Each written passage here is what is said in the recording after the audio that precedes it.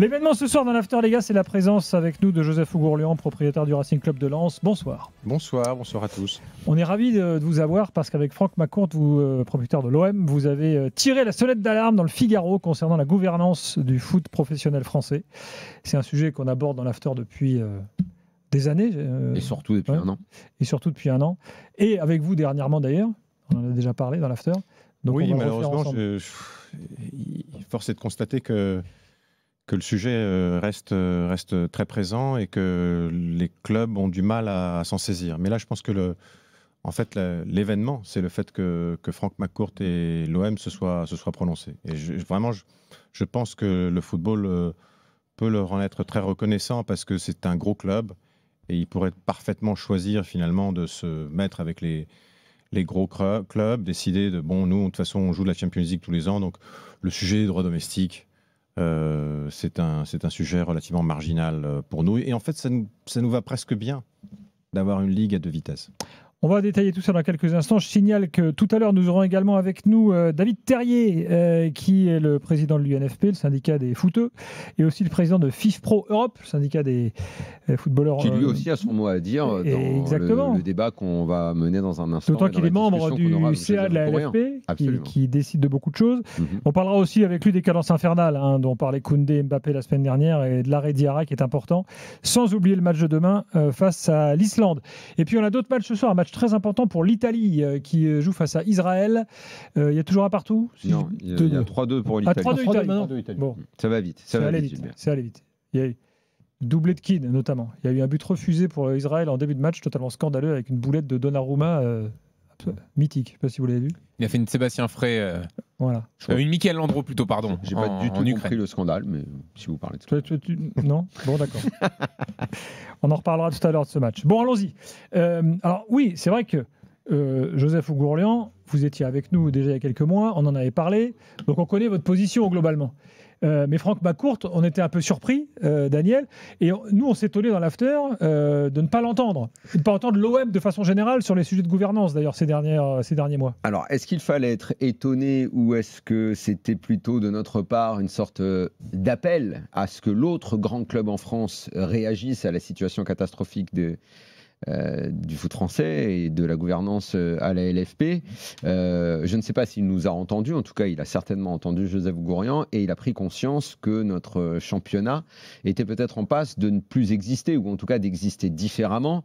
On l'a dit maintes fois, 2 vitesses, mais alors vraiment 2 vitesses, c'est d'un côté le ralenti total et de l'autre des clubs qui vont penser qu'à eux. Joseph Ougourlian vient de le dire dans son introduction tout à l'heure, en fait c'est ça qu'il faut vraiment comprendre. Il y a des clubs aujourd'hui qui, au vu de la situation économique, se sont dit on peut très bien vivre de notre côté et on peut laisser, entre guillemets, crever les autres. Parce que les Coupes d'Europe peuvent nous donner de l'argent. On ne parle même pas du PSG qui peut organiser des tournées, qui peut faire le mondial des clubs. Le PSG, ils ont abandonné la Ligue 1, c'est terminé, ça ne les intéresse plus. Et McCourt aurait pu faire partie de la bande des égoïstes. C'est pour ça que je trouve absolument remarquable cette séquence et le fait qu'il arrive enfin dans cette bataille et que j'espère il sera suivi par Michel Kang aussi. Monaco, je pense qu'il faut définitivement jamais compter sur eux. Donc c'est ce tableau que j'aimerais bien que vous nous expliquiez dans ce que vient de faire Franck McCourt. En quoi la table est renversée maintenant? Non, je pense qu'effectivement c'est une prise de parole qui est très importante et il y a 7-8 clubs en France qui aspirent ou pourraient aspirer à jouer la Ligue des Champions. Ils ont les budgets, ils ont les capacités financières, ils ont le soutien de l'actionnaire ou juste la taille. 7-8, c'est beaucoup, je ne sais pas où vous les trouvez. Oui, mais... j'ai une assez bonne idée. Alors, allons-y, c'est assez facile. Paris, Marseille, Lyon. Lyon pour l'instant, non. Lyon ne peut pas être mis là-dedans. Avec Lyon, naturellement, doit aspirer. Oui, mais le temps que l'argent revienne, on ne peut pas les mettre dedans pour l'instant. Monaco, 3. Lille, dans une chouille moindre mesure, mais on les met là. Ok, on les met. Strasbourg, désormais. Strasbourg, avec le mercato qu'ils ont fait, je crois qu'ils peuvent plus se cacher. 5. Mais je vais pas. Rennes, Daniel. Rennes a fait un mercato aussi. Rennes a des moyens. Si tu mets Rennes a plus de moyens que Lyon par rapport à ça. Je ne mets pas Lyon dedans. Donc, mais je pense que Joseph Ougrand mettait Lyon, Rennes dedans, Ouais, et peut-être un 8e. Même Nice, qui a le Nice, alors, on va dire Nice qu'il y a a signé des- aussi. Il y a une catégorie Et de peut-être le clubs. Paris FC qui a des moyens quand même, qui a quand même un budget de plus de 100 millions cette année. À terme, alors il y a une catégorie de clubs qui peut espérer une fois de temps en temps, et il y a une catégorie de clubs qui veulent monopoliser l'espace. Paris prend une place, Monaco, Marseille peuvent monopoliser cet espace-là. Je pense que c'est la réflexion de Monaco, c'est pour ça qu'ils ne s'engagent sur rien. Ils se disent peu importe ce qui se passe derrière nous, tant qu'on verrouille. D'ailleurs, moi j'ai vu à la fin de la saison dernière, ils se sont pas foulés plus que ça. Quand ils ont verrouillé, quand ils ont compris que la place en Ligue des Champions elle était là, le reste, on s'en fout complètement. Il n'y a toujours pas d'intérêt collectif à la LFP, Joseph Oukourian. Il n'y a toujours pas la volonté de bosser tous ensemble. Non, je pense qu'en fait, on sent bien que la LFP ne travaille pas pour la Ligue, si je puis dire. Elle travaille pour quelques clubs. Ça veut dire un club, ça? C'est le PSG, quoi. Bon, c'est devenu un secret de polichinelle, donc autant affronter ce sujet-là. Et je pense qu'en fait, les ligues qui ont le plus de succès sont celles qui, au contraire, ont été plus égalitaires, sont celles où, au contraire, le président de la ligue, quand il a fallu faire face aux gros clubs, il a pris son courage à deux mains et il a défendu, je dirais, l'intérêt de la ligue, l'intérêt des clubs. Je pense à Javier Tebas, notamment en Espagne, qui a eu une guerre dure, longue, qui continue d'ailleurs avec les gros clubs espagnols. Moi, les gros clubs, je les comprends. Quelque part, je ne suis pas forcément d'accord avec eux d'un point de vue philosophique. Je pense que McCourt, lui, il a compris quelque chose qui est, en tout cas, il a une vue du monde qui est de dire la valeur de mon club est plus élevée si la valeur de la ligue dans laquelle on joue, en fait, est plus importante. Mais je comprends qu'un club comme le PSG dise « Moi, je ne joue pas la Ligue 1, en fait. Je joue la Champions League tous les ans. La Coupe de France, la Ligue 1, je les joue parce qu'il faut les jouer. Mais mon championnat, celui qui m'intéresse, c'est la Champions League. Donc moi, j'ai pas de problème, si je puis dire. Ça fait pas beaucoup de matchs au final, malgré tout. Moi, je peux comprendre cette réflexion. Non, mais après, d'ailleurs, on a bien compris que c'était ça l'idée. Il y a la FIFA qui va venir avec la Coupe du Monde. C'est pour ça qu'ils militent pour la Coupe du Monde de clubs tous les 2 ans, finalement, et pas tous les 4. Elle va se faire tous les 2 ans. Oui, bien sûr qu'elle va se faire. Donc, après, il y a les tournées. Après, on peut. Il y a une infinité. Et quelque part, les gros clubs, qu'on ce soit en France ou ailleurs, il y a toujours la tentation de dire mais qu'est-ce que je fais à jouer contre le 18e de L1 alors que je pourrais être en train de jouer un beau match de gala contre la Juve, le Bayern, au Liverpool. Mais qu'est-ce que disent les gros clubs ailleurs? Aux États-Unis, où les types... ou au Qatar, après tout, c'est à la maison. Au Qatar, peu importe. Mais quelque part, moi, je comprends ça. La seule chose, c'est que ce que je ne comprends pas, c'est la position de la Ligue, de sa gouvernance, et quelque part, pendant trop longtemps, d'un certain nombre de clubs. Alors, je reformule. Ce que vous dites avec Franck McCourt, c'est qu'en gros, la Ligue, sa vocation première, ça devrait être de défendre les petits et pas les gros. Tous les clubs, le football français, de faire en sorte que la Ligue soit forte, compétitive. Ça devrait être de défendre son produit. Ça devrait être de défendre sa Ligue. Par exemple, passer de 20 à 18, dans le monde des médias, vous êtes bien placé pour le savoir, si vous vous retirez de l'espace, il est occupé le lendemain. Je veux dire, si vous coupez votre émission et vous dites non, finalement, on va faire ça une fois toutes les semaines, il y avoir d'autres personnes qui vont venir et qui vont prendre votre place. C'est pas qu'il y aura un vide. C'est la même chose dans le football. Si jamais on passe de 20 à 18, puis de 18 à 12, les week-ends vont être occupés, l'UEFA va venir, il y aura des matchs de gala, enfin, il va se passer des choses. Les gens vont continuer à jouer au football. Et donc, il faut occuper son terrain, il faut vendre son produit. Et pour avoir un bon produit, il faut avoir une ligue plus ou moins équilibrée. Moi, quand j'ai repris le club, quand j'ai repris Lens, on était en L2, on a fait 6 millions d'euros de droits télé en L2. Bon, là, cette année, les droits domestiques, pour Lens, ça va sans doute être marginalement au-dessus de 3 millions. Si on m'avait dit il y a 10 ans, ton espérance étant passé en L1 et ayant joué plus de 6 saisons en L1, c'est de toucher la moitié de ce que tu touches en L2, je ne sais pas si je me serais motivé pour faire tout le travail qu'on a fait. Dieu merci, on s'est refait sur les revenus commerciaux, Dieu merci, on a fait 2-3 trucs sur le sportif. Mais ça rend l'économique quand même super compliqué. Mais Moi, j'ai un manque à gagner aujourd'hui sur les droits domestiques que je calcule être entre 15 et 25 millions d'euros pour un club comme Lens qui fait, avant vente de joueurs, 60 millions d'euros. C'est considérable. C'est considérable. C'est presque un tiers de mes revenus avant vente de joueurs. Donc, moi, je tire la sonnette d'alarme depuis un certain temps. Je vois qu'il y a un peu de momentum maintenant, mais je continuerai à le faire. Joseph Gourlian, le truc, c'est que vous parlez de momentum, mais vous êtes sorti du bois, vous êtes sorti de la tranchée à deux. Moi, je suis étonné, du timing et de la stratégie. Le timing, avant, vous avez reproché à tous, collectivement peut-être, et à vos collègues de ne pas assez sortir et de ne pas assez parler. Bon, là, c'est le cas. Vous prenez avec vous Franck McCourt, c'est un soutien de poids parce qu'il représente un gros club, le deuxième club français, celui qui a terminé deuxième la saison dernière. Mais le timing, à 5 jours de l'AG qui pourrait éventuellement renverser la table. 2 jours. 2 jours maintenant, pardon. Mais la prise de parole était 5 jours avant. Il y a 3 places à prendre. Si ces 3 places sont prises par des opposants au système, on est plutôt pas mal. Certes, mais pourquoi, mais c'est la stratégie, ma deuxième partie de ma question, pourquoi vous n'avez pas réussi à être plus nombreux en fait? Parce que tout le monde maintenant. Où sont les autres? Où sont les autres? On a parlé de Lyon. Ils sont là, mais dans l'ombre. Ouais, mais ils parlent pas assez, c'est vrai. Pour partir à la guerre, vous êtes parti à 2. Vous connaissez la brune, vous connaissez l'animal. J'ai pas vu beaucoup de clubs qui l'ont défendu ces jours-ci. Donc vous pensez que c'est déjà un accord tacite? Il n'y a pas beaucoup de présidents, ce que j'avais vu dans le passé, qui, mais les qui de l'autre côté sont sortis de leur tranchée. Ils sont en Ligue 2, les deux plus grands soutiens. Ou partis, ou ils ont quitté leur club. Ouais, en plus. Damien Comolli, River. Je pense qu'il y a beaucoup de présidents de clubs, et je les comprends quelque part, qui, soit parce qu'en fait, ils ne sont pas l'actionnaire directement, ils ne sont pas présidents propriétaires, soit parce qu'en fait, ils ne se sentent pas quelque part de prendre la parole dans les médias sur ce type de sujet-là, n'ont pas envie de s'exprimer. Ils n'en pensent pas moins. Mais est-ce que vous avez des messages de leur part qui vous disent bravo, on est avec vous? Bien sûr.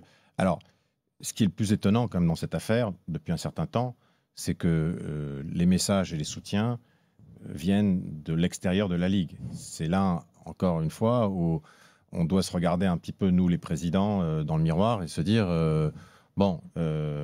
soit on a raison et tout le monde s'est trompé, soit, quelque part, ils ont peut-être raison, tous nos supporters, tous nos fans, les hommes politiques, maintenant le législateur s'en est mêlé. Donc, à un moment donné, il va bien falloir... Tout le monde dénonce ce système aujourd'hui. Tout le monde le dénonce. Personne n'est content avec ce qui se passe. Donc, il va bien falloir qu'on prenne le taureau par les cornes. Est-ce que le but premier de cette interview croisée avec Franck McCourt est clairement de dégager Vincent Labrune? Disons de changer la gouvernance. Moi, je ne veux pas rentrer dans un débat sur les personnes. C'est lui qui incarne quand même cette gouvernance aujourd'hui. Oui, mais en même temps, c'est la gouvernance qui a failli. Enfin, on ne peut pas tout lui mettre sur le dos. Il y a aussi les dirigeants sont également responsables de l'avoir soutenu si longtemps. Il y a des gens qui l'ont voté, il y a des gens qui l'ont soutenu. Moi, je me rappelle à un moment donné, toute la France, y compris la ministre d'ailleurs, regardait Noël Le Graët en disant c'est pas possible, il faut qu'il sorte. Et la Fédé l'avait défendu jusqu'au bout. Quoi. Oui, d'ailleurs, petite parenthèse, Vincent Labrune explique dans les conseils d'administration, il dit attendez, mon salaire et mes indemnités, c'est vous qui les avez votés, messieurs. Donc après tout. Ah non, mais de toute façon, il est là parce que les dirigeants du football français, en gros, n'ont fait que des conneries depuis des années. À le soutenir, à marcher derrière. Donc il ne faut pas individualiser l'affaire. Ils se sont mis au pas derrière Nasser Al-Khelaifi, puisque c'est lui qui dirige tout. Oui, bien sûr. Maintenant, à un moment, il faut, quand tu as à ce point démontré ton incompétence, quand tu as monté des business plans où tu annonçais 1 milliard et que le milliard s'est transformé en 0, dans quelle industrie ça existe que le mec reste en poste? Il n'y a pas un domaine de l'économie où le mec reste en poste. Et il l'est uniquement parce qu'il est soutenu par le plus puissant des présidents. D'ailleurs, Joseph Gourrian, quand on regarde un petit peu, à chaque fois qu'on cherche à comprendre, mais pourquoi le président, ce président de club, il dit ça pourquoi parce que ça paraît tellement aberrant de soutenir Nasser, vu la Brune, vu la situation économique du foot. Il y a un an, il fait 85% Voilà. pour être élu. Et puis en fait... Alors, cela dit, là encore une fois, on revient sur des sujets de gouvernance. On n'a pas vraiment eu de vrais candidats. C'est-à-dire, si la LFP avait été une entreprise normale, il y aurait eu un comité au sein du conseil d'administration qui aurait dit bon, ben, on va chercher un remplaçant pour où on va ouvrir pour voir s'il y a des candidats, et ils auraient ouvert à tout le monde. Là, je veux dire, pour que l'INED soit candidat, il a fallu qu'il fasse des sauts d'obstacles, des sauts mortels. Il a fallu que la ministre intervienne pour lui donner le droit. Pour que le type soit candidat. Et d'ailleurs, la réforme de la gouvernance, c'est un des enjeux de la réforme de la gouvernance qui n'est pas gagné. Non, moi, si vous voulez, j'ai quelques objectifs. Le premier, c'est qu'on laisse la chaîne Ligue 1+. Ligue 1+, qu'on la laisse vivre. Hein, on nous avait annoncé que c'était la catastrophe, que ça se ferait jamais. Maintenant, ça semble... De toute façon, il n'y a pas d'autre solution. Il n'y a pas d'autre solution. Voilà, tout simplement. Donc, bon, je vois bien qui peut avoir intérêt à tuer la chaîne. Mais en tout cas, pas les clubs. Alors, en ce moment, ils s'y sont mis à deux, Canal et Bein, main dans la main. Donc, voilà. Nasser Al-Khelaifi, oui, tu me diras, c'est Bein alors. C'est Bein. Là encore, moi je comprends. Enfin, je veux dire, il y a des choses que je comprends. Il y a des intérêts économiques en jeu, et je comprends certains acteurs qui n'ont pas intérêt à ce qu'il y ait une ligue qui ait sa chaîne et qui soit indépendante et qui prospère entre guillemets. Il va nous falloir du temps. Ah oui. Ça va pas se faire d'un jour à l'autre. Moi, quand je vois des gens qui disent non mais après quelques semaines, non mais finalement c'est quoi les revenus de ce truc-là, où est-ce qu'on va avec cette chaîne, tout ça. Attendez, je veux dire, on a bousillé notre produit pendant 5 ans, hein, voire plus. Enfin, les présidents qui disent ça, on a bien compris pourquoi ils le disaient. On a bien compris. Mais on a bousillé notre produit pendant 5 ans, ça va pas en 3 semaines. On va pas se rabibocher avec nos clients entre guillemets, avec les gens qui veulent nous regarder. Et on part avec 8 matchs sur 9, ce qui est déjà un handicap. Et puis mon deuxième sujet, c'est la répartition. Donc, il faut qu'on remette la répartition sur la table, parce que là, on est sur des extrêmes où les petits clubs ont littéralement plus rien du tout. C'était l'exemple que je donnais tout à l'heure sur les droits domestiques pour Lens. Alors, Dieu merci, nous, on a un peu de droits internationaux parce qu'on a joué un peu de Champions, on a joué un peu de Conference League, ça n'a pas duré très longtemps, mais on a joué quelques matchs internationaux.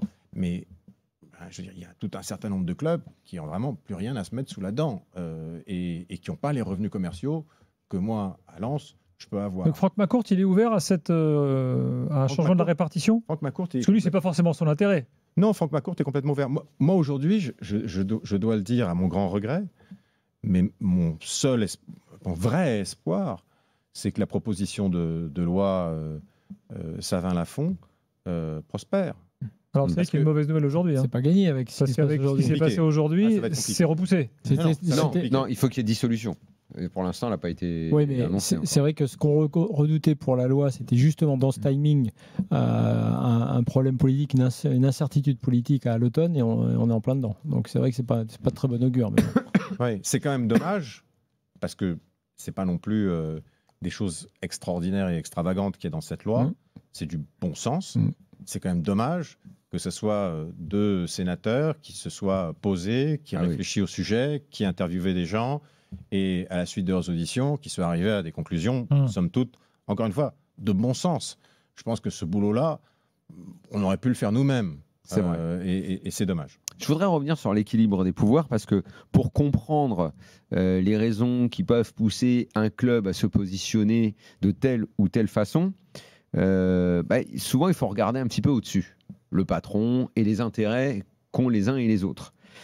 Parce que moi, je vous avoue que sur le papier, je vois absolument aucun intérêt à certains clubs à faire perdurer la situation actuelle. Donc, parfois, il faut chercher. Alors, Lille, moi, je me dis, Lille, ok, bon, est-ce qu'elle est verrouillée, leur place en Ligue des Champions? Pas trop. Sauf qu'au-dessus d'Olivier Létang, il y a un vrai patron. Il n'est que président délégué, Olivier Létang. Il y a un vrai patron. J'oublie toujours son nom hollandais, là. Comment il s'appelle, le hollandais? Martin Peterman. Voilà. Lien avec le Qatar. Évident. Donc l'explication à faire là-dessus. Non, mais il faut le dire. Si vous le dites. Bon. Donc l'explication de la position, elle est là. Non, mais c'est toujours comme ça. Moi, je ne peux pas commenter sur d'autres clubs. Honnêtement, c'est pas ma. Ok. Non, mais alors moi, je vais le faire. Rennes. A priori, Rennes a tout intérêt à ce qu'il y ait une meilleure répartition, à ce que la Ligue 1 marche, à ce que Ligue 1 Plus fonctionne. Bon, le problème, c'est l'actionnariat de la famille Pinault. Le Qatar est présent, c'est un énorme groupe, et ça peut éventuellement les bloquer. Je ne pense pas que le Qatar soit présent. Dans le groupe Kering, il y a des intérêts, il ne faut peut-être pas trop les fâcher non plus. Est-ce que vous avez déjà réussi à comprendre... Tu peux rajouter la famille Arnaud qui a des liens avec le Qatar aussi désormais. Bon, tu veux me dire, c'est les nouveaux entrants dans le jeu. On va dire qu'ils se connaissent. Bon. Est-ce que vous avez déjà réussi à comprendre pourquoi le PSG tient cette position? Parce que finalement, même s'ils donnaient tout l'argent de leur droit télé, si demain Nasser vient au CA et dit je ne sais pas combien il prend en droit télé, pas grand-chose. Bon, j'ai 20 millions. En droit domestique, tu veux dire? Bon, en droit domestique, il n'y a plus grand-chose. Bon. Prenez les droits télé. J'en veux plus. Je vous les distribue. Même s'il faisait ça, et qu'il doublait même la somme, il n'aurait aucune inquiétude pour sa place en Ligue des Champions. Sans doute. Je n'arrive pas à comprendre ce qui peut, d'un point de vue économique, politique, philosophique, à part le seul truc, la volonté de toute puissance et d'écraser. Il n'y a aucun intérêt. Il n'y a aucun intérêt à ce que le PSG adopte cette position-là. Il n'y en a pas. Ils ne se mettront pas en danger pour la Ligue 1. Ils ne se mettront pas en danger. Ils n'auront pas... Bon, il y aura un peu plus de compétitivité, très certainement. Et ce sera bien pour tout le monde. Mais bon. Si tu pourrais dire quand même, vis-à-vis du fair play financier européen, tu as besoin de justifier des lignes de recettes les plus importantes possibles. Ça a été un des problèmes du PSG à un moment donné. C'est pour ça qu'il y a eu la question du stade. C'est pour ça que voilà. Non, mais là, on est tombé. Le fair play financier, ça n'a jamais. Là, un problème pour le PSG. Non, mais les droits domestiques. Ça n'a jamais été un problème pour personne. Les droits domestiques, non, mais il n'y en a pas. Maintenant, ça ne vaut plus rien. Joseph C'était le raisonnement pour gagner le plus d'argent possible à un moment donné. Donc, est-ce que vous en avez déjà parlé avec lui? Est-ce que vous comprenez ça? Bon, moi, j'en ai pas parlé avec lui et je ne vais pas parler pour lui. Ce que je constate. Et quelque part, le Real Madrid et Florentino étaient très clairs là-dessus. Au moins, ça a le mérite de la sincérité et de la transparence. Ils ont dit à un moment donné, nous... on veut une Super League. Nous, comment le dire?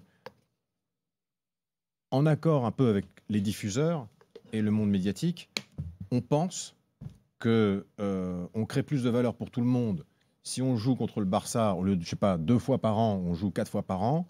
Si on joue plus de fois contre l'Inter et contre Liverpool et contre le Bayern et contre le PSG, en jouant contre Alaves, Huesca, Levante. Bon. Donc lui, il veut une Super League, il l'a dit clairement. Donc lui, au moins, ça a le mérite de la transparence, c'est clair, il affiche la couleur. Et derrière, il dit, bon, ben, on va réfléchir, parce qu'on ne va pas quand même laisser crever tous les petits, là, on va réfléchir, on va faire plusieurs ligues, on va réfléchir au type de revenus qu'ils peuvent avoir. Après, ils ont cette idée en fait de faire une ligue qui est basée sur les revenus de la publicité, mais il pourrait y avoir un deuxième produit en fait où tu prends ton abonnement. Bon, enfin, c'est...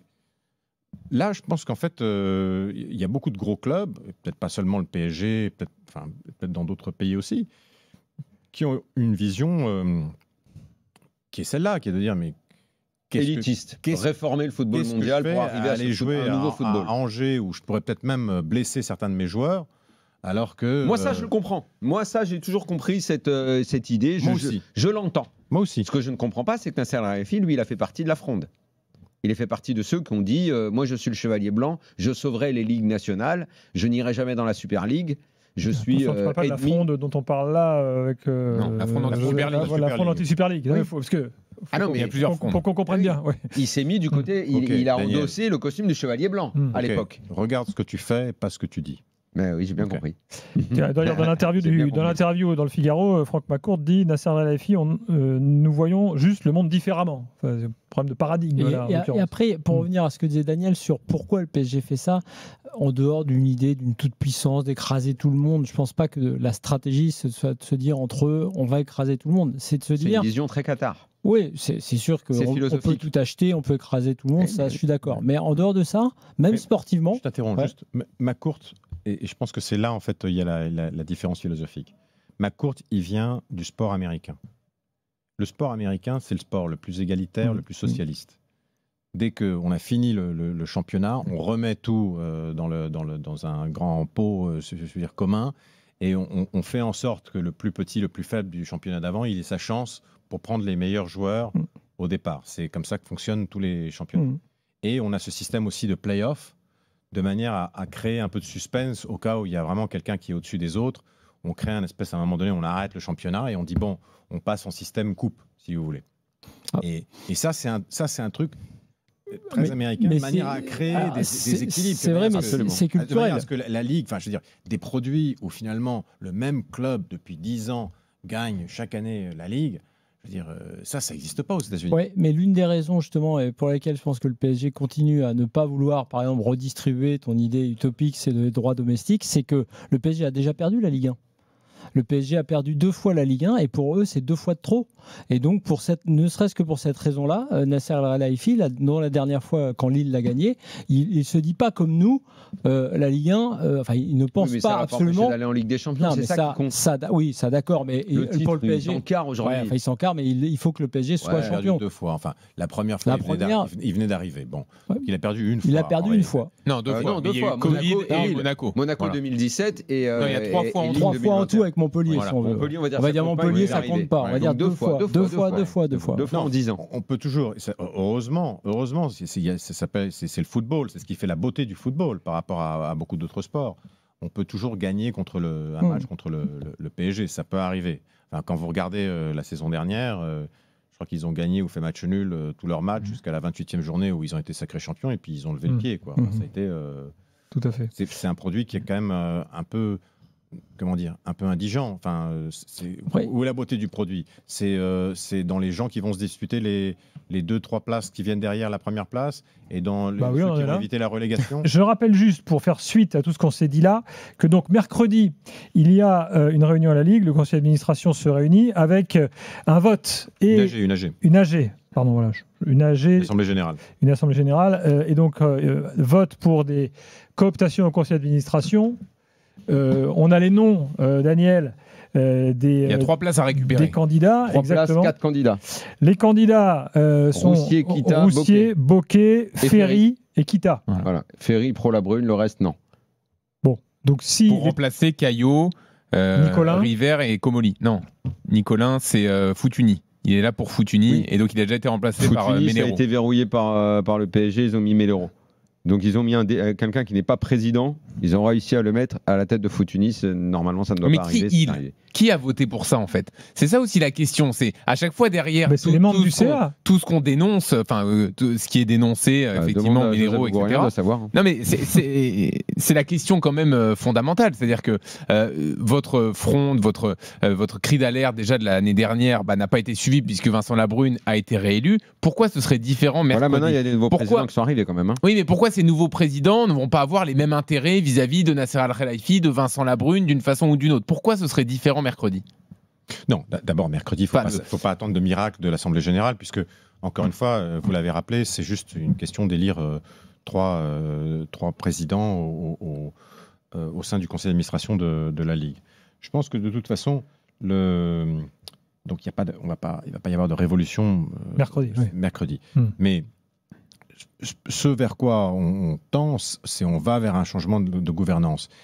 Moi, mon point depuis le début, c'est de dire, de toute façon, ce changement, il aura lieu qu'on l'ait fait nous-mêmes ou pas. Vous dites dans l'interview, sinon c'est le politique qui le fera. Mais c'est ce qu'on a vu. C'est en cours avec cette proposition de loi. Mmh. Alors après, le gouvernement qui tombe, peut-être que ça va retarder l'arrivée de cette proposition de loi. Mais c'est des choses qui vont se passer, sinon on n'est pas capable de nous prendre en main. Ça me semble une évidence. Donc autant prendre les choses en main. Bon, donc mercredi, on verra qui est élu et ça donnera quand même une tendance au sein du CA. Mais après, l'autre question quand même sur Vincent Labrune, c'est il a déjà annoncé qu'il allait partir une fois que le projet de loi serait adopté et que son poste n'existerait plus, entre guillemets. Si le projet de loi est adopté, attends, il y a des conditions quand même. Moi, je ne le vois pas s'en aller comme ça gratos. Hein. D'abord, moi, j'ai pas de... C'est pas une question personnelle, de vendetta personnelle vis-à-vis de Vincent Labrune. Donc, c'est pas le départ de Vincent Labrune qui est, je dirais, le but de toute notre stratégie, entre guillemets. Notre stratégie, encore une fois, elle est centrée sur une amélioration de la gouvernance, une amélioration des instances.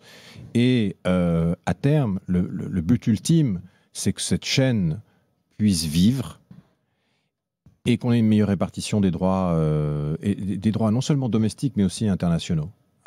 à l'évidence, séparer les droits domestiques des droits internationaux, c'était une erreur. Parce que les droits internationaux, c'est donner plus d'argent à ceux qui en ont déjà plus. Les droits internationaux, ils sont croqués principalement par le PSG. Vous voudriez qu'ils viennent dans un pot commun qu'on reverse à tous les clubs? Oui, comme c'était avant.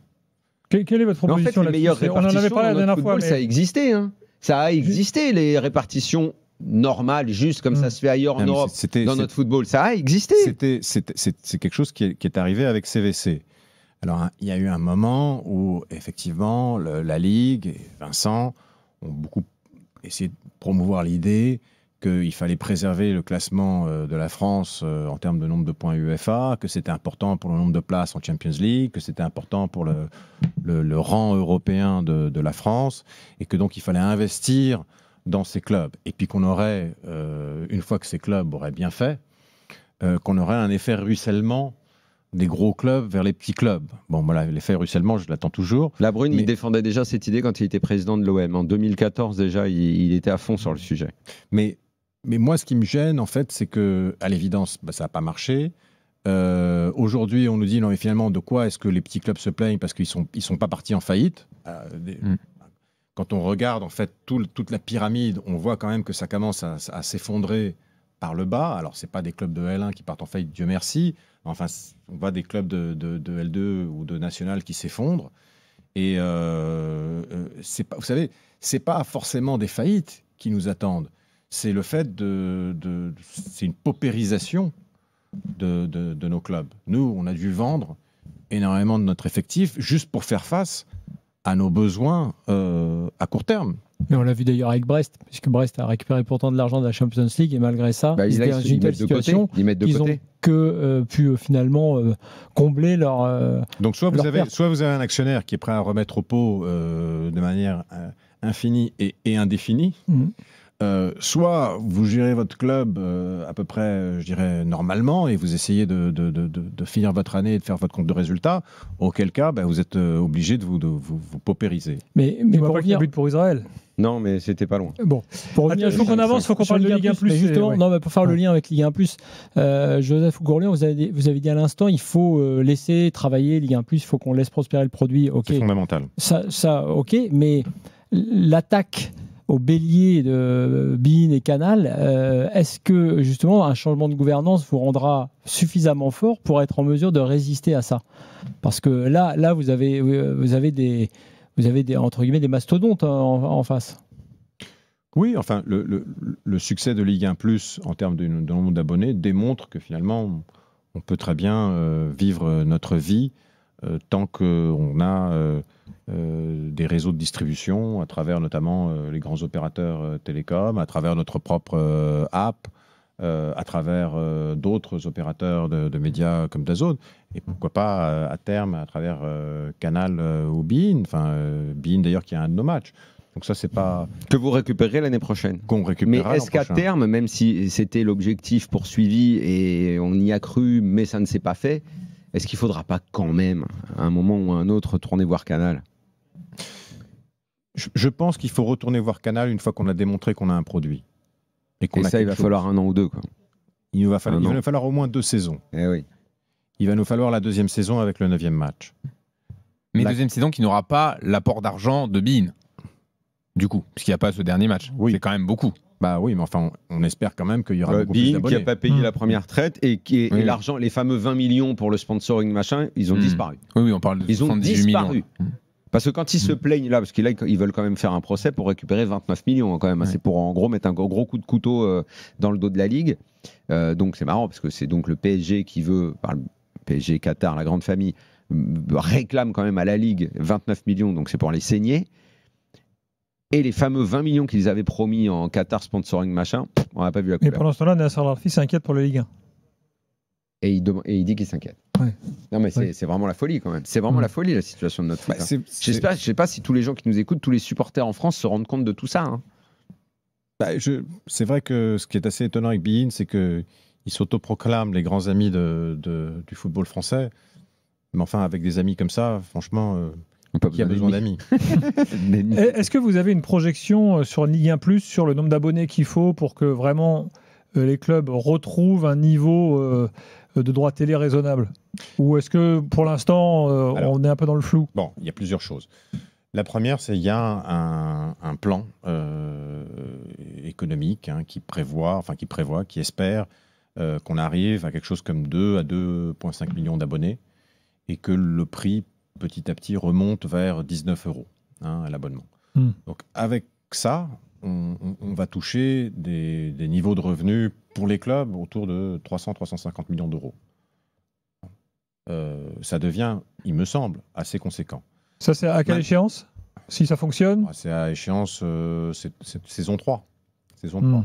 Alors, après, en fait, bien malin, celui qui sait en fait où est-ce qu'on peut aller. Parce que ce qui s'est passé, c'est qu'on était avec Canal. Personne ne savait vraiment, sauf peut-être Canal, parce qu'ils ont des analyses très fines sur les gens qui prennent les abonnements Canal, mais personne ne savait vraiment qui prenait l'abonnement Canal pour le produit L1. Et il y avait ce chiffre, on disait entre 2 et 3 millions d'abonnés qui prenaient l'abonnement Canal pour le produit L1. Canal, depuis, nous a fait la démonstration, malheureusement, qui vivait très bien. Qui vivent très bien sans la L1. Et la L1, le produit a été fortement dévalué de par le manque de compétitivité aussi. Exactement. Alors le manque de compétitivité, on a tout fait. Enfin, je veux dire, on n'a pas arrêté de changer de diffuseur, on a éclaté le produit, on a mis des prix ridicules l'an dernier sur le produit. Enfin bon, on a fait la totale de tout ce qu'il ne faut pas faire. Et encore une fois, faut pas avoir fait Polytechnique pour comprendre ça. Vous êtes vendeur d'un produit, si vous commencez à dire je distribue dans tel supermarché, et puis vous changez en cours de saison de supermarché, puis ensuite vous doublez le prix, puis ensuite vous retirez le produit des étalages. Enfin bon, on a perdu énormément d'abonnés et on a perdu beaucoup de gens dans toutes ces erreurs qu'on a pu faire. Là, on a l'opportunité de repartir, de faire quelque chose de propre, de faire quelque chose d'intéressant, d'un bon produit, à un bon prix, me semble-t-il. Donc il faut voir jusqu'où on peut aller avec ce produit. Moi, je suis assez optimiste. Je suis assez optimiste parce qu'en fait, ce que je vois, c'est que pendant que beaucoup de gens discutent de la validité du produit L1, beaucoup de gens critiquent la L1, beaucoup de gens disent non mais ça vaut rien en fait. Qui s'intéresse à un match entre Lens et Toulouse? Moi, ce que je vois, c'est que mon stade, il est plein depuis le retour du Covid, que l'affluence en L1 n'a pas arrêté d'augmenter depuis 3 ans, que l'affluence en L2 n'arrête pas d'augmenter depuis 3 ans, et que donc que les gens, si on leur montre pas le produit à la télé, ils se déplacent et ils vont au stade. Dernière question de Flo sur Ligue 1+. Joseph Ougourlian, sur l'objectif que vous avez fixé en saison 3, sur les 2 500 000 abonnés éventuels, vous avez parlé des stades pleins en Ligue 1, c'est vrai, mais j'ai la sensation que c'est deux choses différentes malgré tout. C'est-à-dire qu'on peut difficilement traduire le fait que les gens viennent voir leur club dans leur stade, ça c'est indéniable et c'est effectivement quand même un élément de valeur capital, avec le fait qu'ils vont acheter la possibilité de voir les 9 matchs de la journée de Ligue 1. Ça c'est la première chose et c'est pourquoi on avait imaginé, nous, dans toutes nos hypothèses, de pouvoir aussi parfois proposer des choses plus régionales ou plus locales, la possibilité de s'abonner à son club ou des choses comme ça. Donc ça c'est la première chose qui pourrait vous empêcher peut-être d'atteindre cet objectif qui est finalement un objectif, je trouve, qui est basé sur d'anciennes valeurs. C'est-à-dire qu'avant, oui, on achetait la Ligue 1 et pour avoir tous les matchs. Aujourd'hui, il y a une vision peut-être un petit peu plus locale. Puis la deuxième chose, c'est est-ce que le vrai test ne sera pas l'an prochain quand vous aurez récupéré le 9e match et que là, finalement, on saura vraiment tout de suite si les gens veulent si ça fait la diff pour avoir un nombre d'abonnés décent. Alors oui, le vrai test, c'est évident qu'une fois qu'on a tout le produit, c'est le vrai test. Parce qu'aujourd'hui, moi, si je suis un supporter de Lens, que je vais à Bollaert une fois toutes les 2 semaines et que je prends l'abonnement L1 en me disant je vais regarder les matchs où ils ne jouent pas à domicile et que de temps en temps, j'ai quand même Bein qui vient et qui me dit nous, on a le match de Lens à l'extérieur. Je n'ai pas tellement envie de prendre en plus l'abonnement Bein. Ça commence à faire cher. Donc vous serez déjà beaucoup en saison 2 pour ça. Oui, mais je dirais même plus en début de saison 2. Maintenant, on est en train vraiment de travailler notre produit Et on est en train de créer quelque chose autour de ce produit L1. Il faut qu'on soit constamment plus innovateur et qu'il faut qu'on fasse de plus en plus de choses autour de ce produit. Je pense qu'on a bien commencé. On n'a pas eu beaucoup de temps pour faire cette chaîne. Il y a des choses très liées, comme d'ailleurs il y en a quelques-unes, des choses, il faut le dire, des éléments liés à chacun des clubs pour que les gens puissent avoir envie de se dire, bon, bah ok, certes c'est un peu cher, moi ce qui m'intéresse c'est mon club, d'ailleurs un match sur deux parce que parfois je vais à domicile, mais comme il y a pas mal de choses, des produits, des prods internes, des petits films sur les clubs, j'y vais quand même. Oui, mais c'est un peu le futur d'une chaîne de sport, hein. C'est de donner de plus en plus de vision de ce qui se passe derrière, dans les coulisses, hein. Et le foot n'y échappe pas. Le foot est même très en retard par rapport à ce qu'on peut voir. Bien sûr. Quand on voit que sur la Formule 1, ils font même des séries Netflix, ils sont très en avance sur nous. Saluons Adrien Thomasson, votre joueur qui a été excellent et un des seuls, je crois que c'est le seul, hein, qu'on a entendu publiquement dire oui, il faut s'ouvrir, il faut renverser la table, il faut qu'on comprenne, nous les acteurs, l'importance des droits, l'importance, parce que c'est leur salaire aux joueurs après tout, hein, donc il faut bien qu'ils le comprennent. Donc bravo Adrien Thomasson, il était bon. Il était bien briefé peut-être, mais il était spontané, mais c'était bien. Justement, Lens, qu'est-ce que vous pensez du début de saison? C'est pas mal. 2 victoires, nouveau coach, nouveau départ. Quel petit bilan faites-vous là? 3 matchs, c'est vraiment difficile à dire parce qu'on a fait beaucoup de mouvements cette année. Dont Thauvin, qui était un bon coup. On a un nouveau coach, dont Thauvin. Il faut laisser une dizaine de matchs pour voir un peu comment cette équipe elle travaille ensemble, hein. Il faut voir. Là, on a 2 matchs très très compliqués, hein, probablement avec le PSG. Le PSG dimanche. Bon.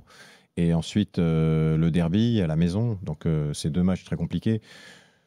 Je pense qu'après une dizaine de matchs... S'il y a 2 défaites, c'est pas déshonorable. Ça dépend, en gros, c'est ce qu'on attend.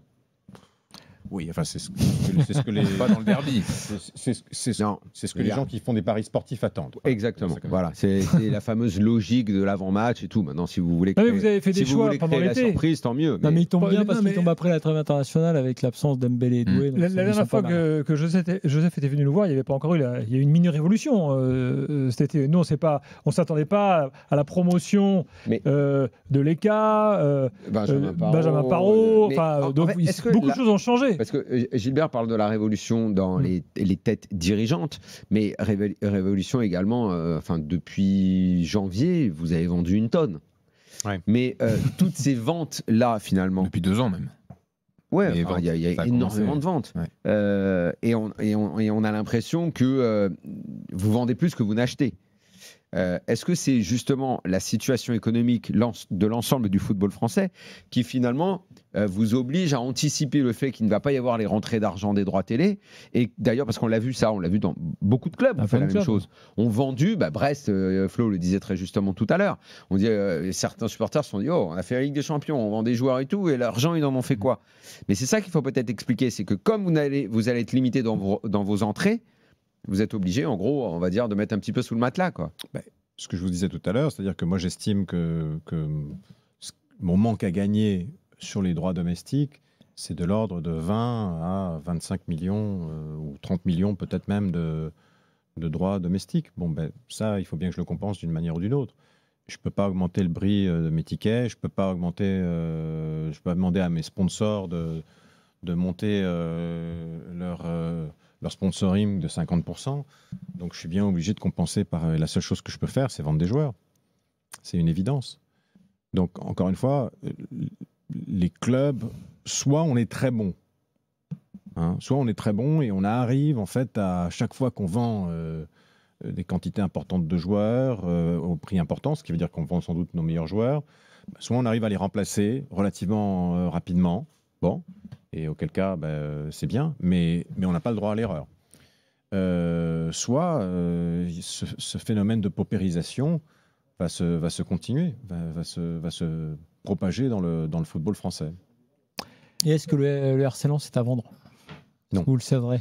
Non. Enfin, moi j'ai toujours dit que s'il y avait un autre actionnaire avec plus d'argent et avec plus d'idées que moi, je suis là pour aider le club et que s'il y a quelqu'un qui fait mieux le job avec plus d'argent que moi, je lui passerai les rênes. Je ne suis pas là pour empêcher qu'il y ait un bon deal. Mais on a vu des passages de rênes parfois compliqués, parce que quand on veut vraiment vendre, parfois, on le vend un peu à... Allez, je ne vais pas dire à n'importe qui, mais il y a eu des choses compliquées. Du côté de Lyon, par exemple, il y a eu des... Bordeaux. Mais justement, moi, ce que je veux éviter, c'est pour ça que j'ai pris des mesures aussi drastiques il y a un an. Ce que je veux éviter, c'est de me retrouver dans une situation où je suis un vendeur forcé. Donc, l'an dernier, le Racing Club a fait, la saison dernière, je dois dire, à l'arrache, on a fait un léger profit. Cette année, on va encore faire un profit avec les ventes de joueurs qu'on fait. Là encore, on ne fait pas des milliers des cents, on fait un peu d'argent. Pour moi, c'est important. C'est important de faire en sorte que j'ai un bilan avec des fonds propres solides, j'ai un compte de résultats où je ne fais pas des pertes et on n'est pas obligé de remettre à tire-larigot. Et le stade, là je pense que, juste pour finir sur la vente du club, il n'y a pas de miracle. Tant que le football français est dans cette situation, il n'y aura pas de gens qui se presseront au portillon pour acheter des clubs. Les seuls achats de clubs que vous verrez, c'est des achats à des prix au rabais. Hein, vous ne verrez pas de grandes transactions. Vous avez déjà une idée du prix, vous, éventuel, si le RC Lens était en vente? C'est vraiment pas une question que je me pose. C'est vrai? Ouais, vraiment pas. Moi, ça fait 8 ans que je suis dans le... Parce que justement, le club étant sain, vous dites qu'il n'y a pas de... C'est pas la bonne période, mais dans cette période-là, un club peut-être un peu moins cher qu'il y a quelques années, sain, ça pourrait attirer les convoitises. Et qui bientôt aura son stade, ça fait un actif en plus. Oui. Alors, le stade, c'est pas encore fait, hein, parce qu'il y a eu un recours contre la vente du stade par la mairie. On va voir, c'est dans les mains de... Recours d'un politique ? Recours d'un homme politique, oui. Ouais, mais j'avais entendu, quand vous aviez commencé les travaux, qu'il y avait des élus RN qui n'étaient pas chauds. Vous savez, malheureusement, on rentre dans une période d'élection municipale. Donc les gens se positionnent et malheureusement, ça ne devrait pas l'être, mais c'est devenu un sujet politique en partie, notamment sur l'utilisation de l'argent. Il porte sur quoi son recours? Pourquoi il ne veut pas que vous fassiez ça? Il porte sur le prix de vente du stade. Il pense que la mairie pense que la mairie nous l'a vendu trop peu cher. En fait, il se trouve que c'est pas la mairie qui a choisi le prix de vente. Il se trouve que c'est allé dans une division de Bercy qu'on appelle les domaines, hein, qui s'occupe justement de ce type de transaction où une collectivité locale ou une entité, on va dire, étatique, vend un bien public à un acteur privé. Et pendant plus de 2 ans, on a ferraillé avec les gens des domaines qui ont été très durs sur cette transaction, sur le prix potentiel. C'est compliqué d'évaluer. Ça va retarder beaucoup, les recours, ça retarde, hein, c'est long. Ça peut retarder la transaction. Ah ouais. De toute façon, moi ce qui m'importe aujourd'hui, c'est de donner une viabilité et de faire en sorte que le club soit sain financièrement. C'est ma priorité dans un contexte très compliqué, et vous l'avez compris depuis 1 an. Merci beaucoup, Joseph Ougoulon, d'être venu. Dimanche, vous serez à côté de Nasser Al-Khelaifi quand même, à Corbeil. Moi, j'y serai. Je ne sais pas s'il y sera, lui. Ah oui, c'est vrai qu'il n'est pas toujours là. Le championnat n'est pas toujours là, Si, c'est lui qui remet le trophée de la Ligue 1 maintenant à la place de Vincent Labrune. Donc, ça Merci d'être venu. C'était très intéressant comme toujours.